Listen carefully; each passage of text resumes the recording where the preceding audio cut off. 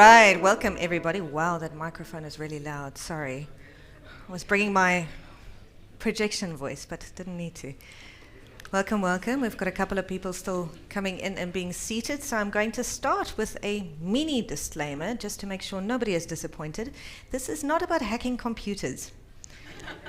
Okay, someone in Joburg was very upset that I didn't teach them any hacking. This is not that talk. Okay, so we're going to be talking about hacking a different kind of system, one very much geared toward people who either want to pursue a new career, who want to pivot into a new career, and potentially have to bootstrap the majority of that.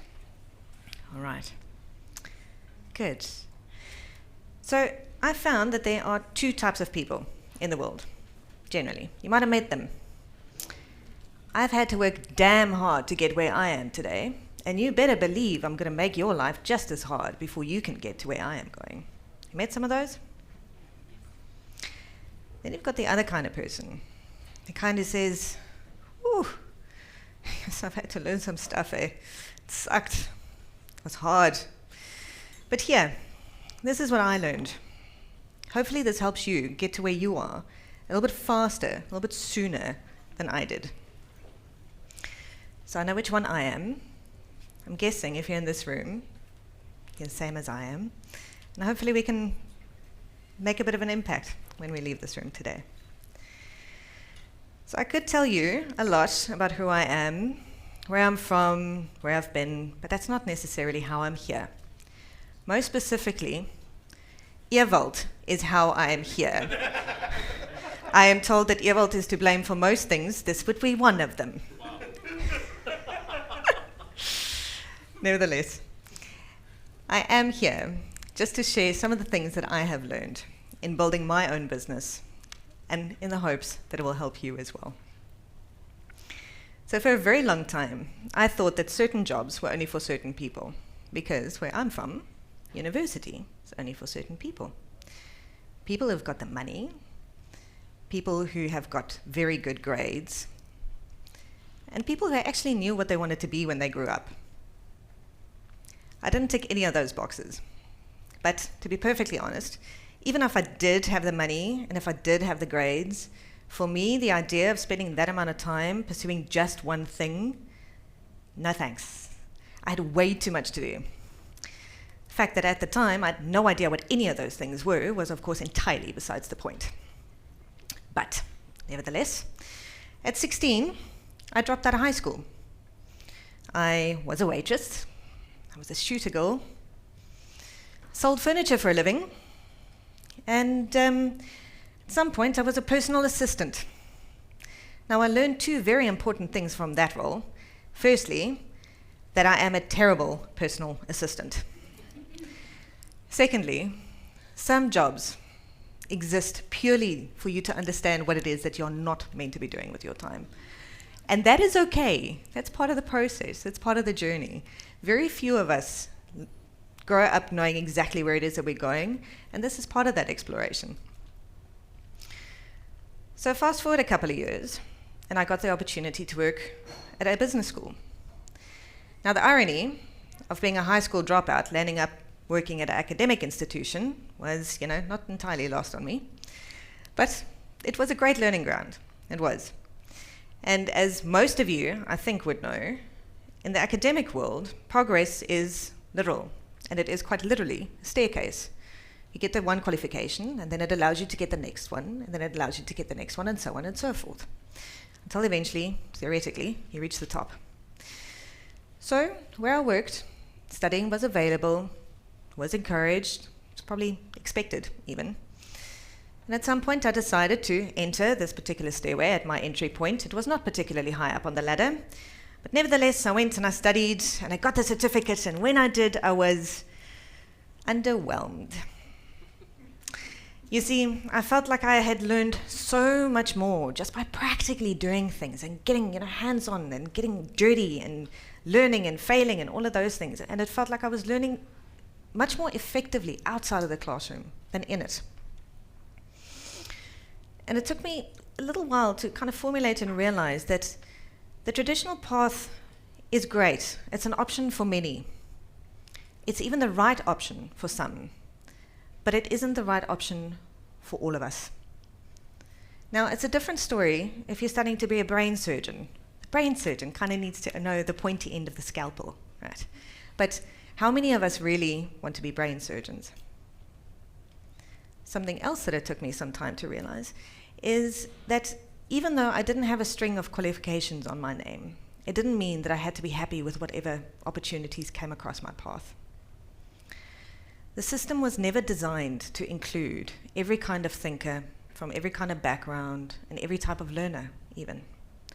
And, well, if the system isn't built to get you where you're going, you kind of just have to figure out your own way.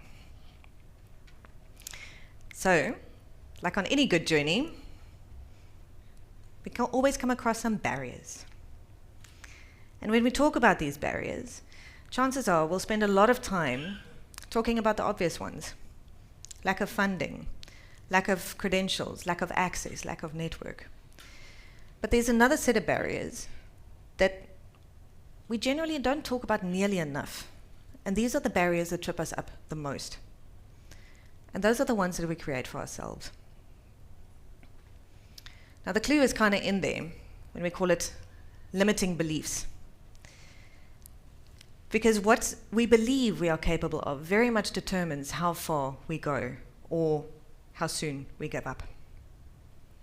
Now, I want us to do a quick little experiment. Right? Please bear with me and all close your eyes. Right. Now imagine it is a hot summer African day. Everything is baking and you can feel the heat radiating off everything around you. It's hot. You decide to go into the house, and as you move from outside to inside, you can feel the temperature around you goes just 1 or 2 degrees cooler. You go to the fridge, and you open up the fridge, and it makes that distinctive fridge creaky sound, and a cold blast of air hits you as you open the fridge and you see the light, and you see a piece of lemon lying in the fridge. Pick up the lemon, it's cold to the touch, and you put it in your mouth, and you bite into it, and the juice squirts into your mouth. Now, you may open your eyes. Please tell me, how many of you had your mouth start to water? I didn't see anyone actually pull any faces, although they did in the last session. So, and the thing about this that I wanted to demonstrate is your brain doesn't know what is real and what is not. Your brain processes what we tell it, what the information that we give it to process. So if we tell ourselves that we can't do this and we can't do that, our brain is going to believe it. That doesn't make it true. That does not make it true. So you might recognize some of these. I don't know enough to do this or that. I can't possibly even try. Now, if you stop to think about it, and if you speak to folks around you, I'm almost willing to bet that you know a lot more than you think you do. I'm not qualified. But qualified is not the same as capable, is it? Two very, very different things. I can't afford to fail. Now, this is normally a biggie that we tell ourselves, and often, if you spend a little bit of time and you think about it, why not? What is this like all ultimate thing that you're going to lose if you dare fail? Your career isn't going to end, your life isn't going to end. Maybe you lose a little bit of face and you learn in the process, and you get up bigger, better, stronger, and you go and you tackle the next thing.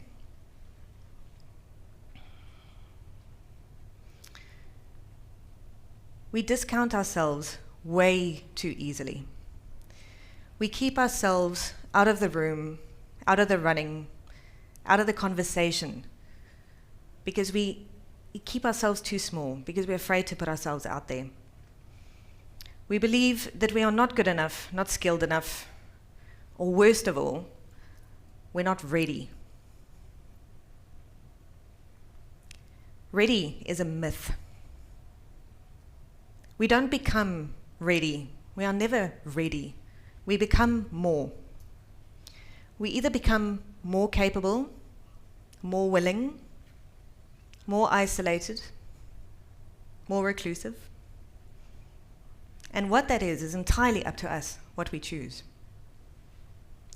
Ready is an empty promise that was made for a different time, for a different kind of career, for a different kind of success. There are rules and there are these beliefs that we have that serve us, and there are those that hold us back. And the trick is in knowing the difference. So that brings us to the part which is not about hacking computers. This is how you can, thank you to the interwebs, learn just about anything these days just by spending a little bit of time. But my second disclaimer for today on this topic is that hacking the system does not mean that you don't do the work. You've still got to do the work. In actual fact, this might mean you've got to do quite a bit more of the work. Hacking the system just means getting a different way in, which for some of us is a better way in, and for some is the only way in. And along with all of the other information that is so readily available on the internet, thankfully, somebody has decided to start telling us how we can learn effectively, how we can actually start learning and working with our brain instead of against it. Which is always ironic to me. We spend so much time in school being educated, but nobody actually tells us how to learn properly. So the good news is I've got a 3-step recipe for you guys today, right, on how you can learn very easy, well, easier. Let me not say very easily. Let me not lie. First step, 90-minute rule. Your brain can handle about 90 minutes of intense focus time at a time. Think of it as studying in waves rather than a marathon. Now, you'll probably find that if you start pushing your focus and your brain a little bit too far, a little bit too hard, it starts taking a break with or without your permission. When you read a book and you read the same sentence over and over and over again, you're like, what did I just read? What am I doing? Or, if you're like me, you'll end up just staring at a wall for an indeterminate amount of time. That's normally a good indication that you need to take a break. Thankfully, I know exactly what you can do in that break. And it's not complicated. You just got to move. Combining any kind of movement when you are studying and with mental activity allows your brain to synchronize that learning in lots of complicated ways, but it allows it to store your learning in your longer term memory, which means it's much more effective than cramming for the test that you're doing tomorrow. This is a way that you can learn to build capability that can last you long term into your career and into your future. A great way to also leverage when you are doing movement activities, you can take a walk around the block. It doesn't have to be burpees, it doesn't have to be anything that complicated. You can listen to a podcast while you're doing the dishes. You can listen to an audiobook while you're folding your laundry. Anything quite simple. And it's kind of like hitting Control-Save on your brain. This one might be the favorite step in the recipe. It's nap time. So I think some of us will be old enough to remember what it's like to defrag your computer. So sleeping kind of does for your brain what defrag used to do for our computer.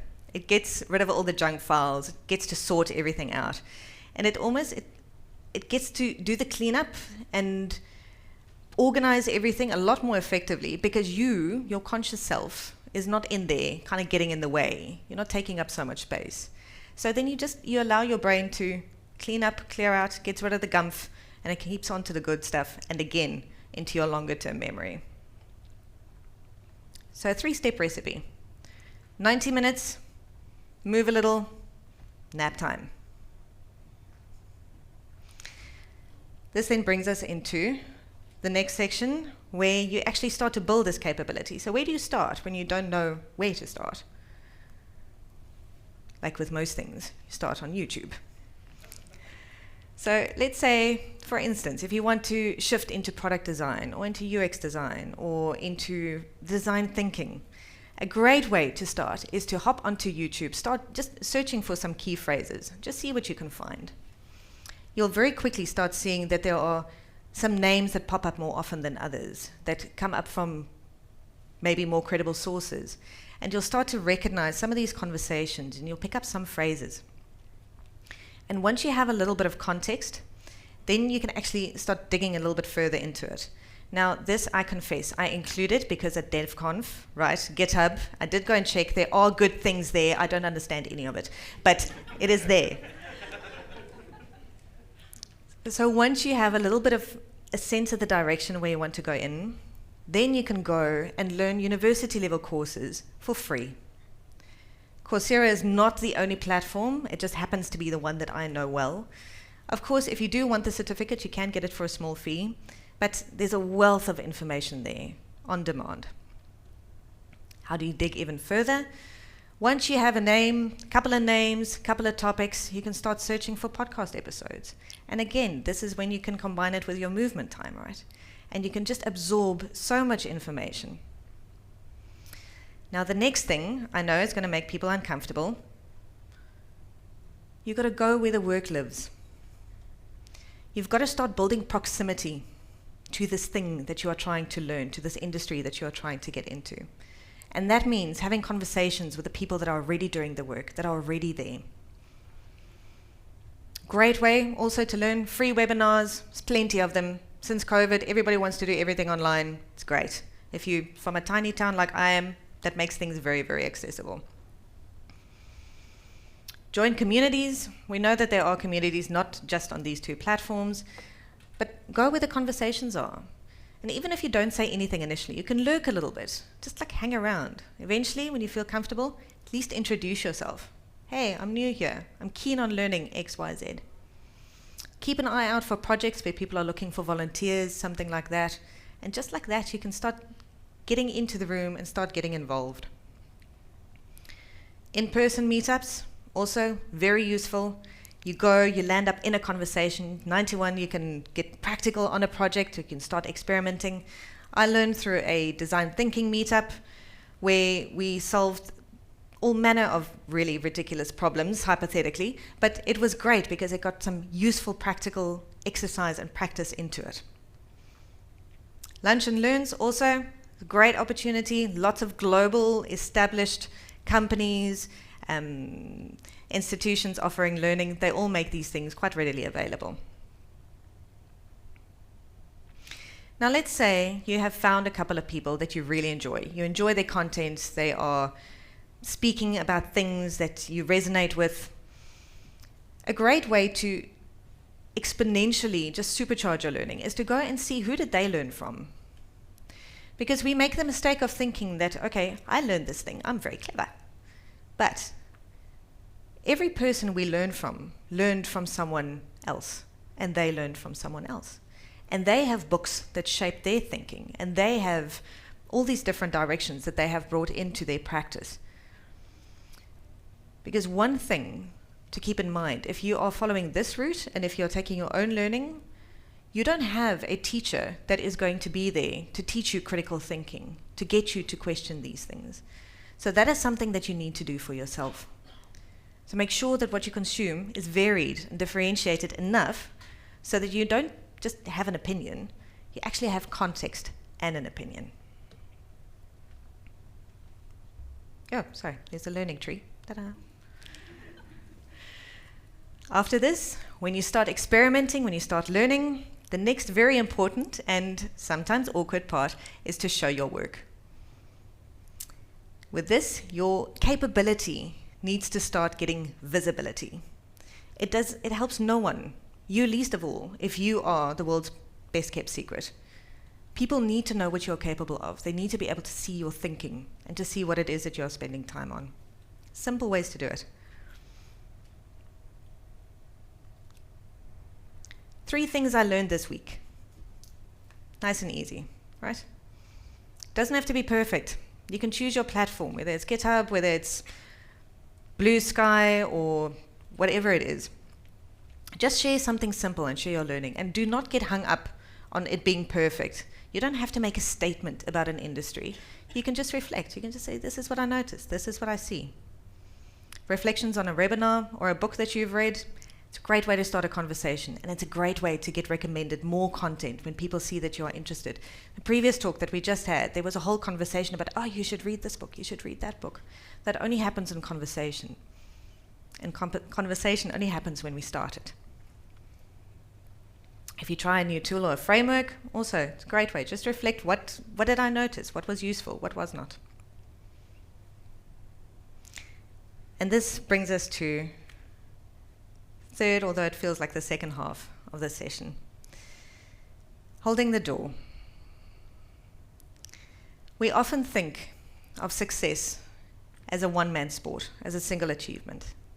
I worked hard. I did this. I got here. It's my blood, sweat, and tears. What if success isn't arriving where we intended to be? What if we start thinking about success as making sure we hold the door for someone else to get where they are going as well?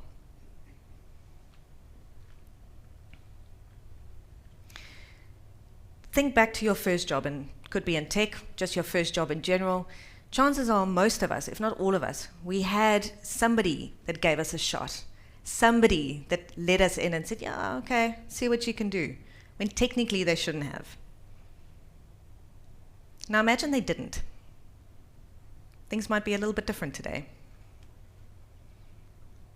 And how do we hold the door? It starts with an invitation. It starts by seeing who's around you, looking for what they call shining eyes. See for people who are hungry, who are eager, who are passionate, who are perhaps going a little bit further than they absolutely have to learn about something. Seek out conversation. Following any of the steps in the first half of the talk, for instance, would be a good clue. And then mentorship. And mentorship does not mean being a cheerleader. Good job. Thanks. People don't need a cheerleader. People need a guide. And this could shape up in several different ways.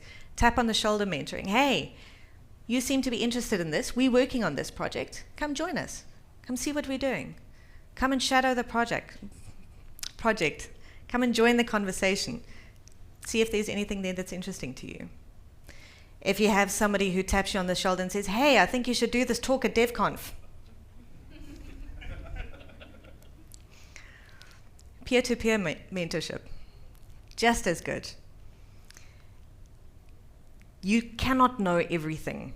You cannot. And we all have blind spots. There is such a gift in working with your peers and working with other people in the industry and saying, help me see what you see. Help me see what I don't see.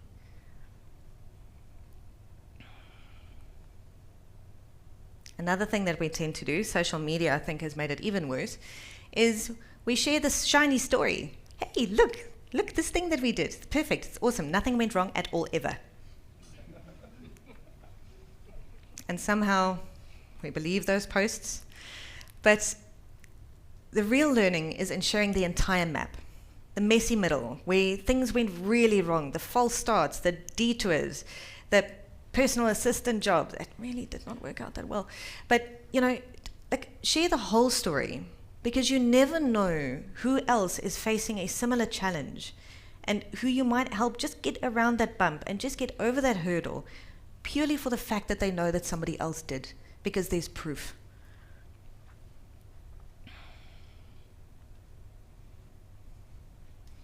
Another way that we can hold the door is just by amplifying those around us.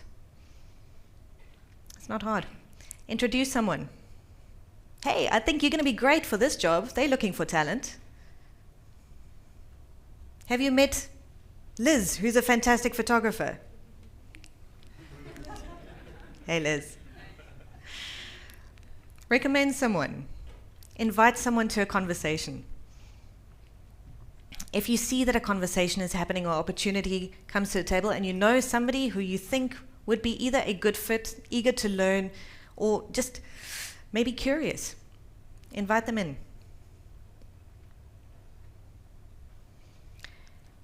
How often are we in meetings in the office or outside of the office online where there's usually somebody who never speaks up Or if they do, they're ignored or they're spoken over. Is there anyone in your vicinity who, when they have an idea, it's only acknowledged when it comes from someone else? Sometimes being an ally to those around us is getting out of the way. Hey, my colleague, actually, I think she had a good idea here. What were you saying? Pass the mic. Get out of the way.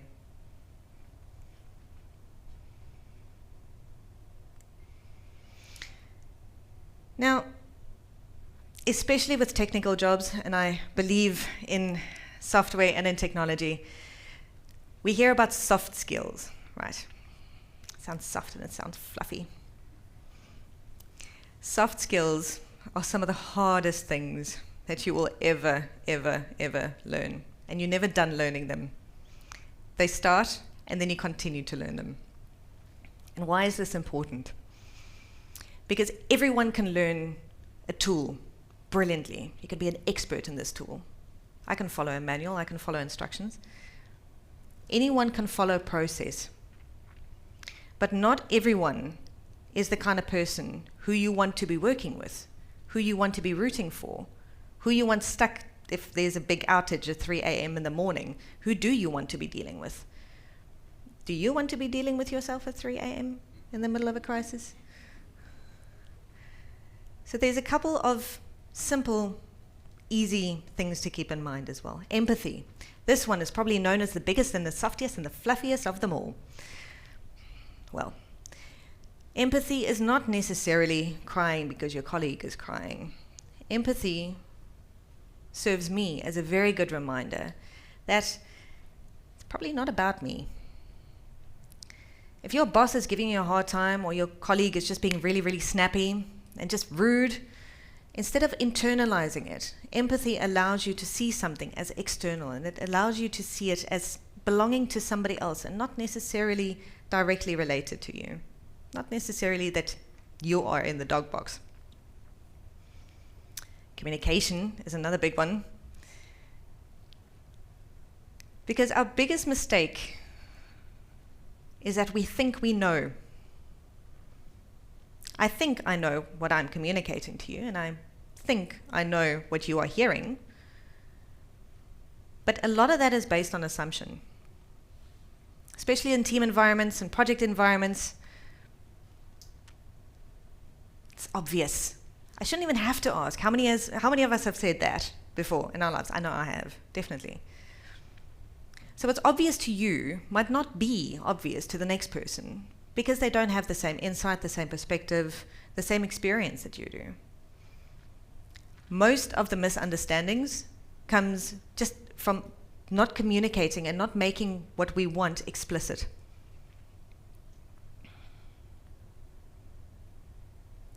Resilience. Now, contrary to popular belief, resilience does not mean charging headfirst through a wall and every wall after that and just keep going and going and going and going. It does not mean coping and dealing with things no matter what the cost. That's not resilience.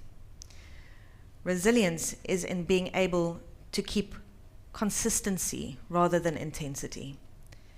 Because intensity will only get you so far. And at some time, intensity runs out. That's not pleasant. The biggest favor and the biggest thing that you can do for yourself is to understand how to keep yourself and your own mental health whole. Nobody is going to come and protect you from burnout. It's in nobody's interest to do that. It's only in yours. The only person who's going to be looking out for you is you. And especially if you are trying to build a career or to build a new capability or a new skill set, it's hard. It's messy. You're gonna get to a point where you're like, what am I thinking? Last week I was thinking, why did I sign up for this talk? What am I doing? And you question your life choices and your sanity and all of the things, but then you push through, and then you get to be in a room with a bunch of talented people and potentially have something to say that's going to potentially influence someone else. So, your mission today should you choose to accept it. Challenge one belief. These are small, simple tasks, right? Easy to do. You can do these tomorrow if you wanted to. Challenge one belief. Join one room that you were hesitant to join because you didn't think that you were ready or that you knew enough. Share one insight that you learned, because chances are the one thing that you learned could teach a whole bunch of people just by being exposed to it. Lift one voice, just one.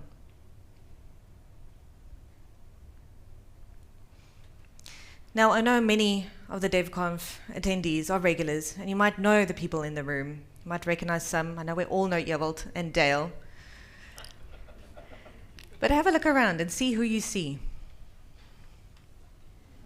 Because 5 years from now, someone in this room is going to have the opportunity to hold the door and to give an opportunity to someone who hasn't even written their first line of code yet. That person could be sitting next to you, someone you know, or that person could be you. I hope you will rise to the occasion.